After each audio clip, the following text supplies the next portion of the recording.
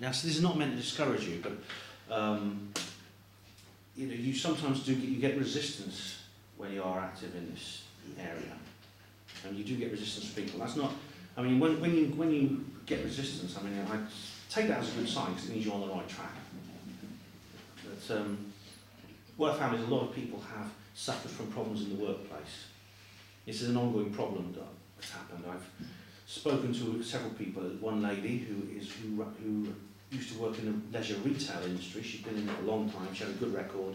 She was the manager of a gym and leisure centre, very senior. She organised a truth event in Scotland, a conference. Next day she came to work. There was suddenly, the bosses said there were complaints about her. Used the various dirty tricks that bosses use to get people out, get rid of people they don't like, the less scrupulous and bosses, that is. And she lost the job. I spoke to another lady who used to be very. She's a lady who does lots of YouTube videos on these subjects. She used to be a senior manager in a chemist chain. Again, she lost it.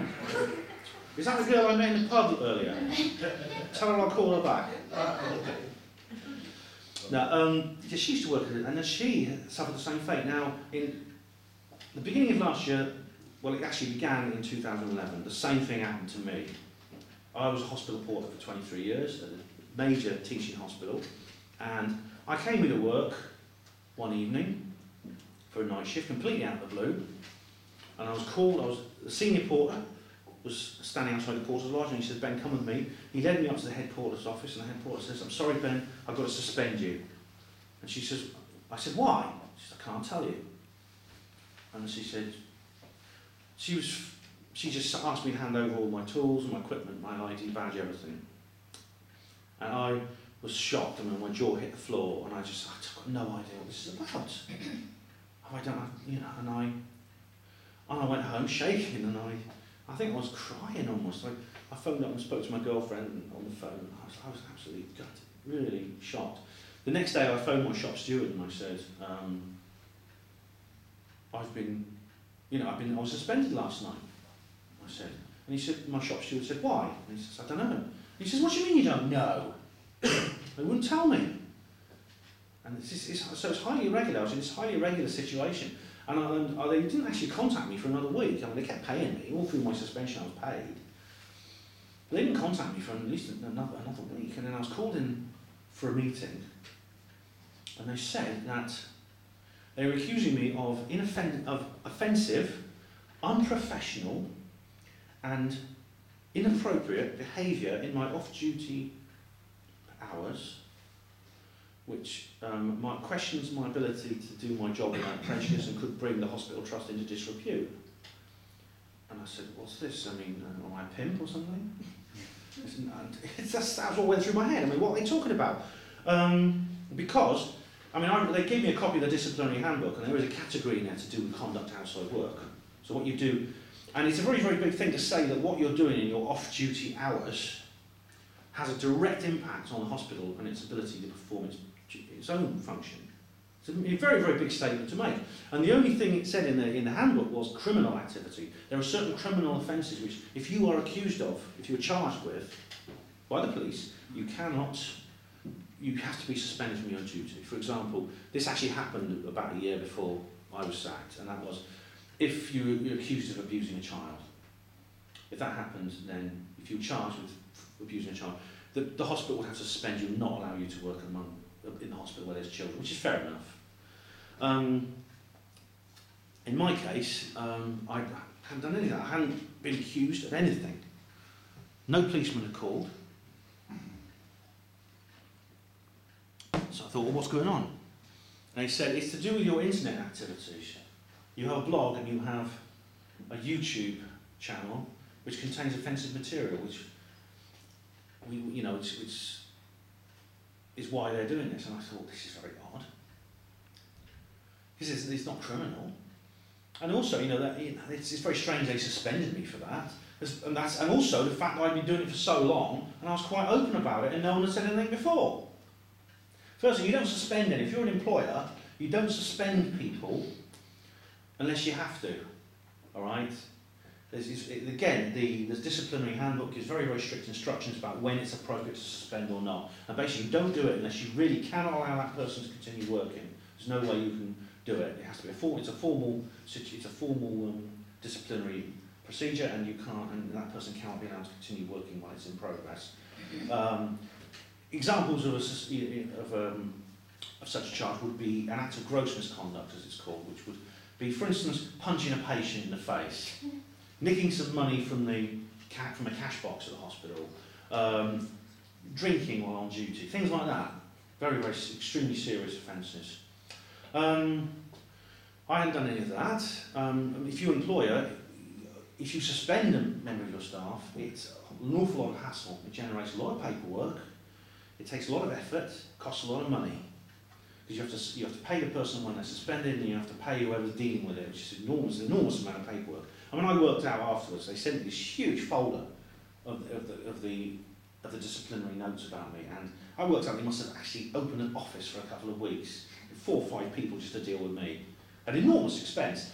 I mean, the very, very same year that this happened, the NHS, the government cut £20 billion off the NHS budget, and they're closing wards because they can't afford to pay nurses. Yet at the same time, they can rustle up however much it costs to get rid of me. I'm flattered. Another thing that was suspicious was something happened. I mean, I had an inkling it might be something to do with this. It did occur to me during that week hiatus after I was suspended. Now, that was that I was interviewed by several national newspapers. What happened was I attended a conference called Weird 11, which is in Swindon, and I was interviewed by a reporter from The Sun, and they did like an article. This was in 2011 when The Sun, this was during the phone hacking scandal, and The Sun was attempting to be half-decent journalists for a while. And they did a rather tongue-in-cheek but reasonably factual account of the conference, including my testimony. I was then, the Irish Independent also wrote about me, and then I was contacted by another journalist from the Wales on Sunday, which did an article about me as well. Again, which is quite reasonably respectful, or at least it was factual.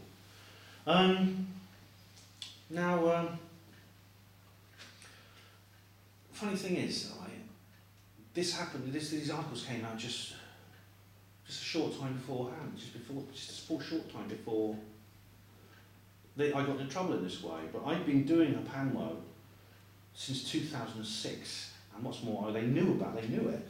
I made no secret about what I was doing at work. I had many readers and viewers in senior managerial grades. No one had even approached me informally and said, "Look, Ben, some of this stuff you're doing is a bit dodgy. You're talking about all this loony stuff, which some people find offensive, and you're bringing the hospital into it with this portrait, calling yourself hospital reports. Don't you think that's a bit dodgy?" No one ever did that. Is this some bizarre coincidence? When you bring into the fact that other people have suffered the same problem? People like the 2 people I mentioned before, the lady at the chemist's and the lady at the leisure centre. And there's an example of people like Kevin Annett, the vicar in Canada, who you may be familiar with. He's basically a Canadian vicar, and he discovered that the church was running these residential schools, which were like boarding schools for the Indian children from the remote tribes in Canada. They're supposed to give them an education. However, half the children that went into the schools never came out, and the half that did told stories about how these kids were murdered and tortured and all these other things. It's a horrible situation. Basically, he suffered the same thing. He was a vicar, exemplary record. They got rid of him. They trumped up excuses. Tony Farrell, you may well be familiar with, policeman. He talked about 9/11. They were more honest with him. They needed to tell him why they were getting rid of him. They weren't me. They just made up excuses. And one of the things they said was that they received an email of complaint, and they showed me this email with their names cut out. And basically, it was very, very factual and to the point, which is funny because members of the public writing into the hospital are usually a bit more personal, and they're a bit more they ramble on about their own feelings and their own concerns. This just said, "I hear one of your porters has been doing this thing on the internet. I thought you ought to know. I wouldn't feel comfortable being treated at your hospital with this man there working as a porter. Yours sincerely." And that was it. That was the email of complaint they got. Well, the funny thing is, when I was a porter, I was involved in risk management and health and safety and manual handling training. And one of those things I did was I had to deal with complaints myself, and I had to make a few. Now, have a guess how many complaints the Oxford Radcliffe Hospitals Trust gets every month. Have a guess. Some of you who've heard this speech before know. It's about 30,000 a month. They get 30,000 complaints, letters of complaint, not just from the members of the public, from staff. They get incident reports from staff, near miss reports. You know, added all together, it comes to 30,000. We're talking about 1,000 a day come into the risk management office. All right, and I know because I had to fill out quite a few of them myself. Now, these complaints and these incident forms and these incident reports always classify. They're categorised by priority. Okay, the most serious ones are prioritised at the highest level, and you have like a scale of likelihood of recurring and severity of consequences. Okay, because I have to fill these things in and put a little cross in the box. The most serious ones are where there's a major constant hazard to which might endanger personnel or patients. And those are dealt with as soon as possible, immediately. There's other less serious ones, all right, like a crack on the floor. You know, usually, the average, that's a less serious one because it's something that probably will not do much harm if it does any harm at all, and there's not likely to be many cracks on the floor. The average response time I found from my own forms that I filled out was usually about 3 months. I could get a reply maybe in 3 months, sometimes less. Well, the date on this email of complaint was 8 days before my suspension, which is extremely odd. I remember, because this is not a high priority complaint. Yet it was fast tracked. It bypassed the normal processing procedure. So what's going on? This. Basically, what I'm saying is that these people, when those articles appeared in the newspapers about me, they got a phone call from someone very important telling them to get rid of me. And I'm talking about somebody senior in the Department of Health. NHS hospitals are not controlled by local authority, right? They're directly controlled by the Department of Health. The trust boards and the trust directors are Department of Health employees, and they don't just let anyone sit behind the steering wheel of a £2 billion primary care trust NHS teaching hospital. You can't apply for the job and expect to get it. All right, you've got to be a person they can trust to do as they're told. And those people, the directors, don't employ departmental heads and other managers, except unless they're people that they can trust. So basically, we're dealing with a situation where someone very important told them to get rid of me. And as I said before, at the beginning of this speech, I'm one of their most valuable members of staff. But they jumped into line as soon as they got a call. None of them rebelled. In the movies, of course, someone always comes back. They would burst into the room at the disciplinary hearing and say, "I've got to stop this now. It's not fair. This man's innocent." Right? That's what happens in the movies. It doesn't always happen in real life. So basically, what happened was they said to me, "We want you to remove some of the material from the internet that you posted." They didn't offer me a deal. Right? They didn't say, "You do that and we'll let you come back to work." They just said, "We want me to remove something." And I said, "Well, what do you want to remove?" Because I was thinking of, if they just want me to take down a couple of videos, that's not a problem. And they gave me a few lists, and then I went out to discuss it with my shop steward. I came back into the meeting, they'd added a few more things to the list. I thought what they're going to try and do is they're going to try and shut down Panwo. They're going to try and get me to shut down Panwo. And once I've done that, they may still get rid of me.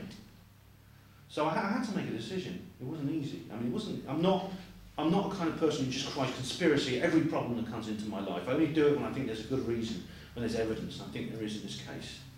And so I said, I'm not removing any material from my website. I'm suspicious about what's going on here. I think, and I basically voiced the suspicions I've just told you.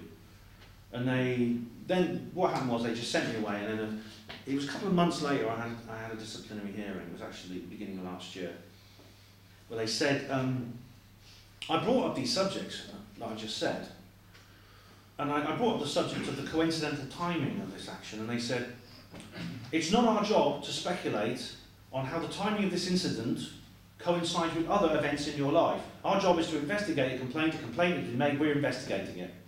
And it was very sort of like robotic the way they behaved. And I said about the strange tone of the email complaints, so-called email complaint. He said, it's not our job to speculate on tones of complaints that are made of emails and complaints. Our job is when an email or complaint comes in, is to process and investigate it. We're investigating it. And I just feel I was talking to a brick wall. And in the end, I mean, if you go to the blog, the Panamo blog, there's a full report on what happened to me there. They did. They sacked me.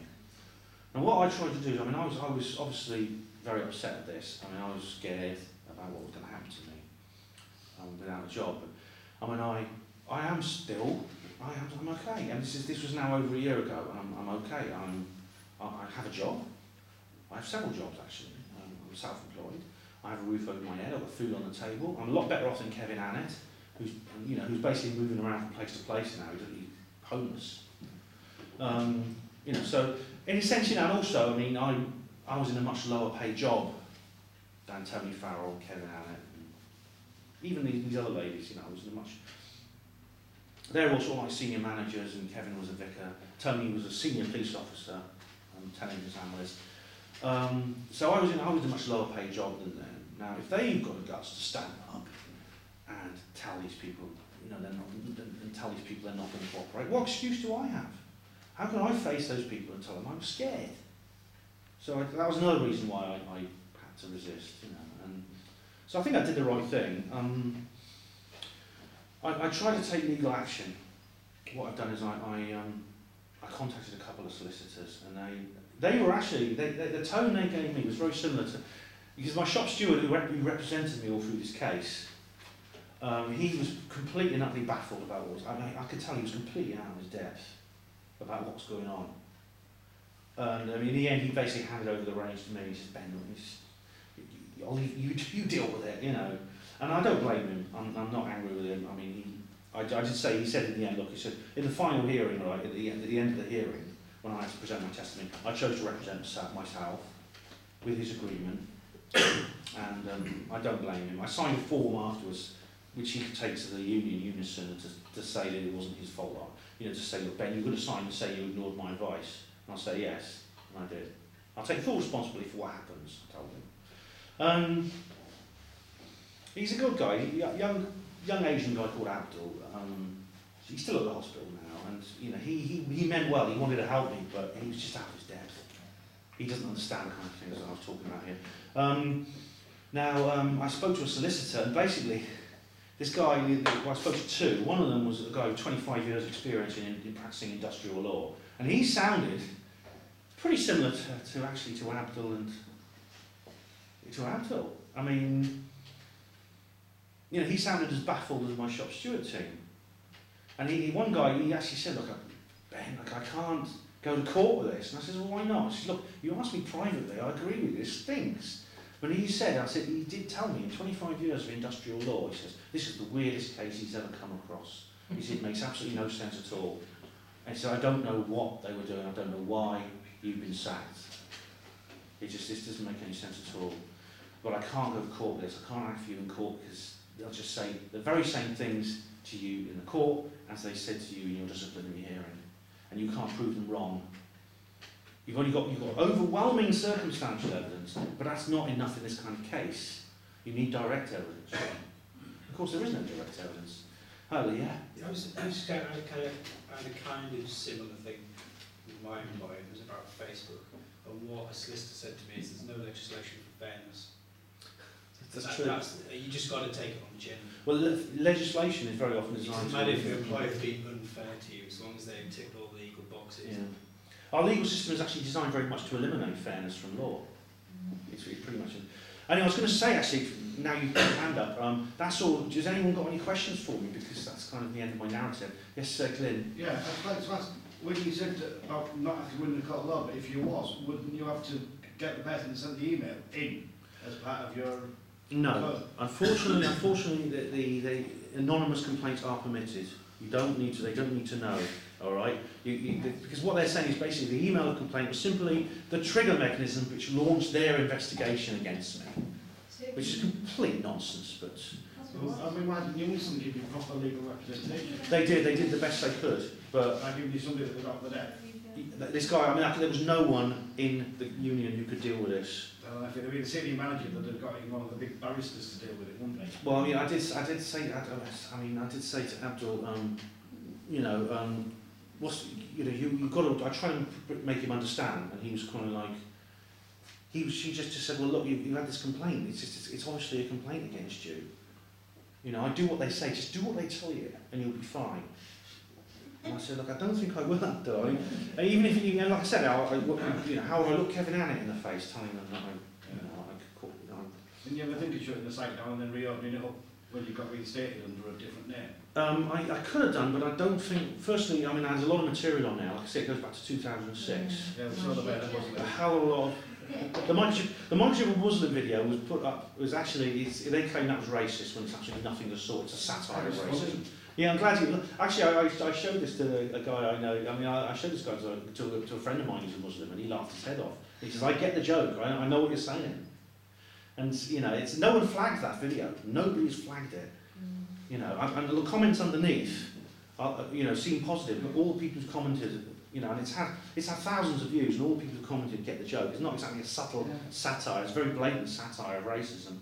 And but you see that was put up over a year before this, and they all knew it was there. So that's the kind of thing I'm talking about. I mean, there's all kinds. I mean, I'd have had to basically start from scratch again. Re-edit and upload all my articles, all my videos. I'd have to edit them to remove, my war cry at the beginning, and all that sort of thing. I mean, it would be a uphill, heartbreaking job after all the work I've put into it. Why should you? Exactly. Why should I? Exactly. And why would it? There's no guarantee it would do me any good, because they never ever offered me a deal. They asked me. Hello. Something done these emails. Surely they're classed as hearsay, and they're not supposed to be allowed in the court of law. No, they can be. No, yeah. Unfortunately, the email's not the point. You see, the email. What they said was the email simply made them aware of the situation. Yeah, right. Yeah, it wasn't. Absolute bollocks. Yeah. Couldn't you have said that they fabricated that? I said that, and unfortunately they said, well, unfortunately we have not fabricated this email. We have checked it out. It is a proper email. And I could have then said, well, can you tell me who sent it? And they said, we're not obliged to give you that information. All you need to know is an email complaint was sent in, which launched us on an investigation of your conduct. That's all they need to say. But the point is, you don't need to know who sent the email.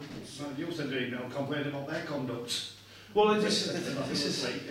Well, yeah, I mean, obviously, like I said, I mean, they don't let anyone run. They don't just put anyone in charge of a big teaching hospital like this. I mean, it's a major teaching hospital. It's a major NHS primary care trust. They always put people in there who are yes men, who are, But it sounded like who are well trained and indoctrinated. It sounded like it was fabric. I mean, you could make the accusation and say that you're submitting to court falsified evidence. Now that's a criminal offence. I could, well, unfortunately, see, the evidence wasn't falsified as such. It was just brought in at the wrong time, and I think that the procedure surrounding it, it was a complete breach of all normal procedure.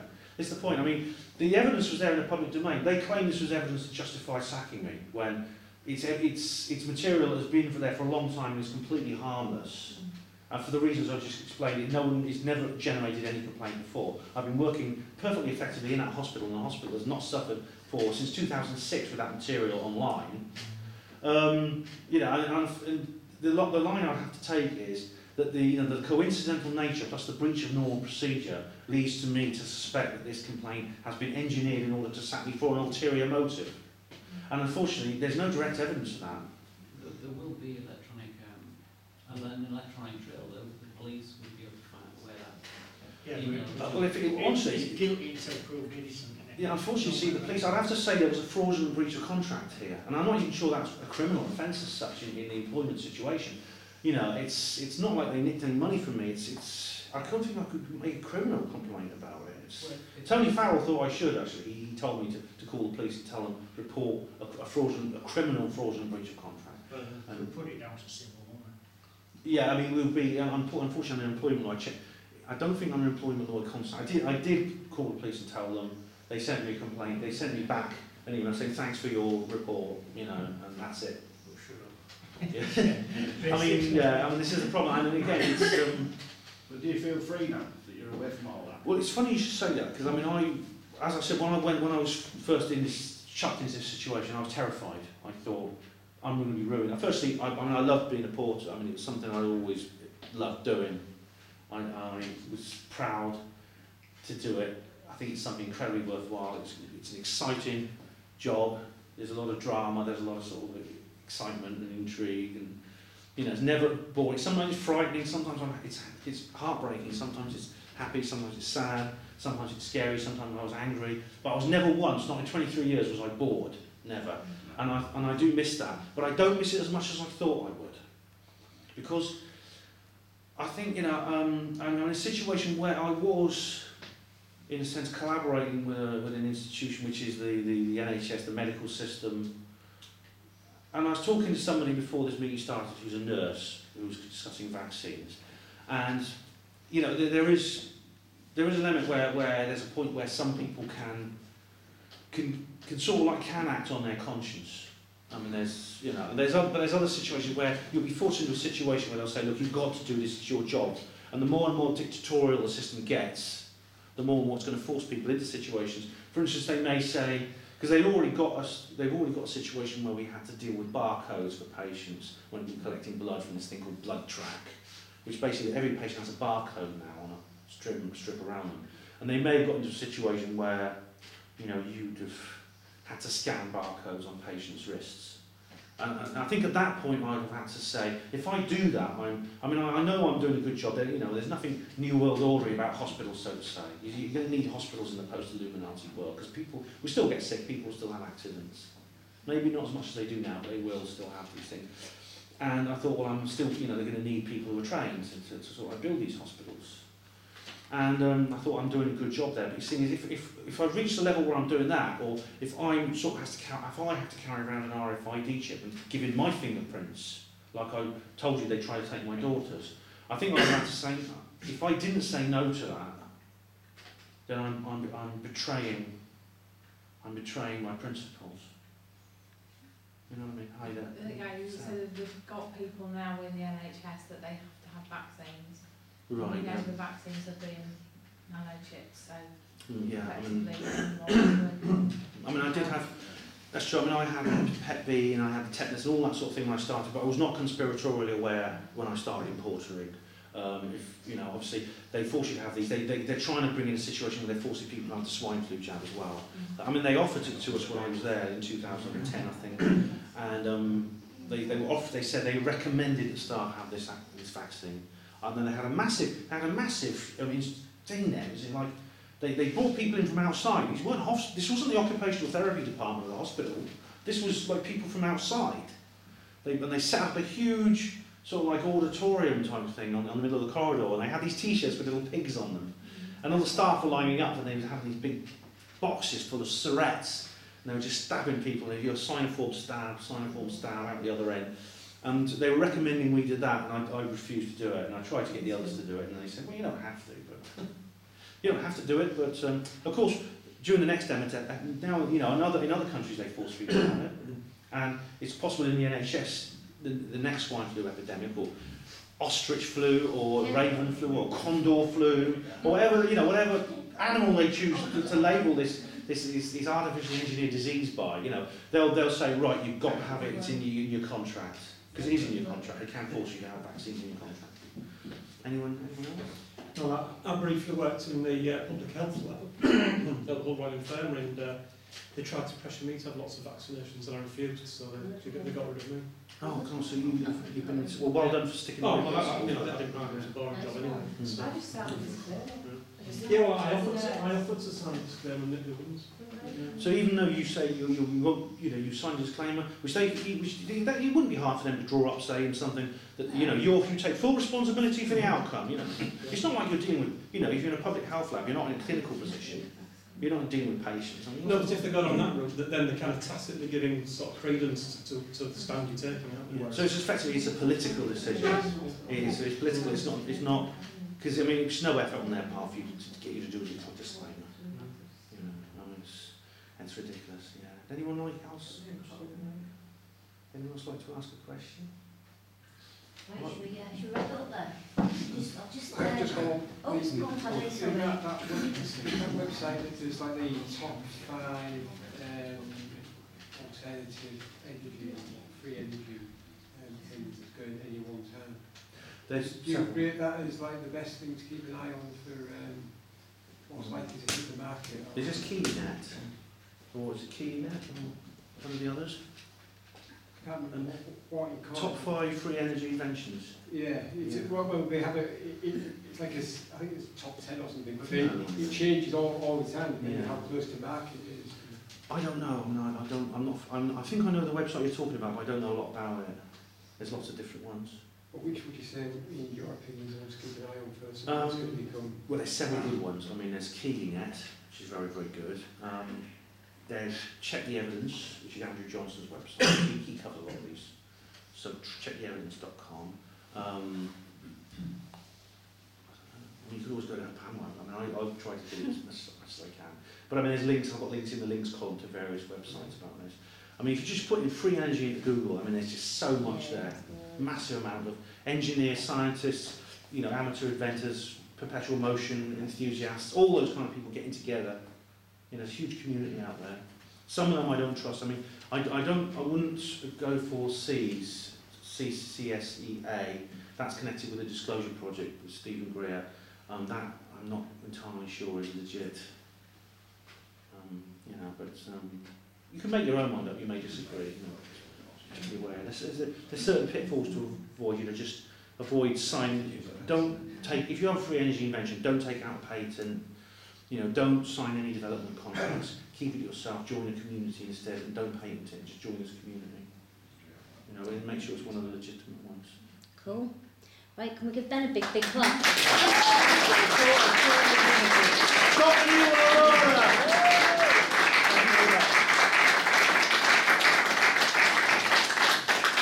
Thanks for coming, all of you. Just before you all go,